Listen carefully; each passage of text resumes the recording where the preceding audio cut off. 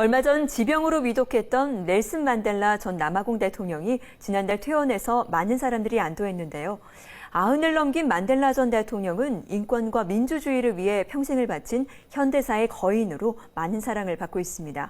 최근 만델라의 생애를 담은 영화와 다큐멘터리가 잇따라 나오면서 그의 업적에 대한 재조명도 활발하게 이루어지고 있는데요. 남아공 리포터를 전화로 연결해서 자세한 이야기 나눠보겠습니다. 한인철 리포터. 네, 남아공입니다. 만델라 전 대통령은 세계인들에게 친숙한 인물인데요. 이 영화와 다큐멘터리 안에서는 어떤 모습으로 그려지고 있나요? 만델라 전기영화가 지난달 북미 최대 규모의 토론토 국제영화제에서 처음으로 상영을 했습니다.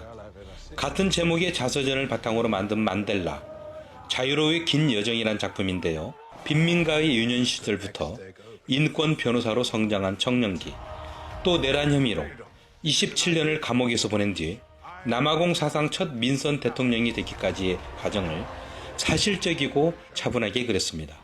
또 다른 작품은 다큐멘터리 평화를 위한 음모인데요.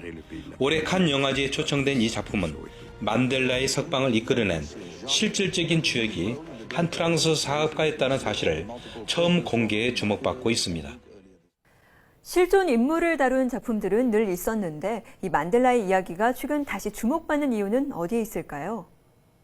네, 세계 유럽 영화제에서 한 해 같은 인물을 다룬 작품들이 잇따라 소개되는 것은 흔치 않은 일인데요.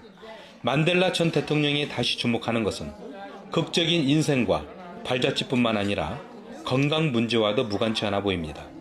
지난 여름에는 수감 생활 당시 채석장에서 일하다 얻은 지병, 폐 감염증이 재발해 심각한 상황을 맞기도 했습니다. Mandela 프레지던트 olunge kakhulu. Mandela ebesinceda ngokuba abantwana bethu bafundise ezikolweni ngaphandle kwemali.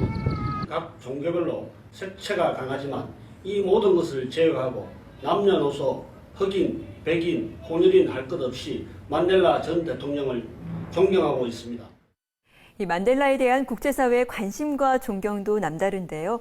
유엔에서는 만델라의 날을 제정하고 얼마 전 시상도 했죠? 네, 유엔은 지난 2009년부터 만델라 전 대통령의 생일인 7월 18일을 국제 만델라의 날로 정했습니다.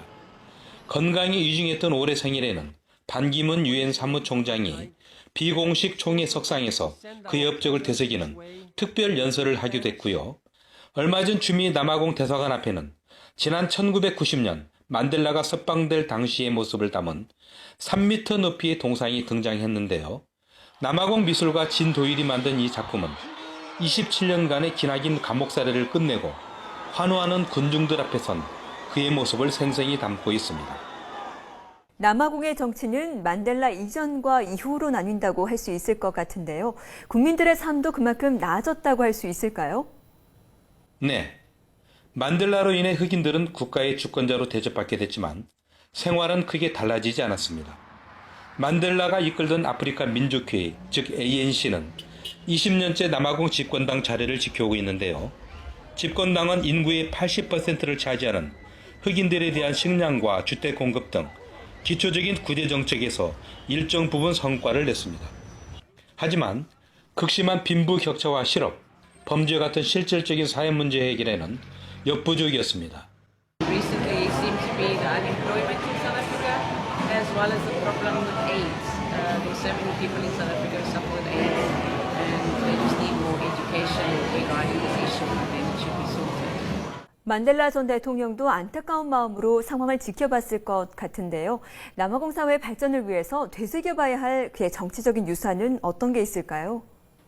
네, 만델라 전 대통령은 기억하되 용서한다는 유명한 말을 남겼습니다. 과거 백인 정권이 자행한 인종차별 범죄에 대해 본인이 죄를 고백하는 것을 전제로 모든 법적 책임을 묻지 않기로 한 것이죠. 이뿐 아니라 오랜 세월 흑인들에게 차별의 한을 심어준 백인들과 손잡고 첫 연립정부를 출범시킵니다. 일부 흑인 단체의 비판이 컸지만 이것은 하루빨리 국가 통합을 이뤄야 한다는 현실 정치인 만델라의 결단이기도 했습니다. 만델라라는 거목의 기대, 정작 국민 목소리를 듣는데 소홀했던 여당, 그리고 먹고 사는 문제에 급급해 정치에 무관심했던 국민들이 현재의 상황을 만들지 않았는지 생각해 봐야 한다는 목소리도 나오고 있습니다. Nelson Mandela fought a very good and a good moral fight for our society. We are trying to still blame what has happened in the past. No more can we lean on those excuses. The leadership that are currently taking care of this country must take full responsibility. 총선과 대선이 예정돼 있는 내년은 남아공 사회에 많은 변화가 예상됩니다. 제2의 만델라를 기다리기보다는 국민 한 사람 한 사람이 만델라가 남긴 가치를 실천하는 주권자로서의 역할을 하는 게 더 중요하지 않을까 하는 생각이 듭니다. 한인철 리포터, 오늘 소식 감사합니다.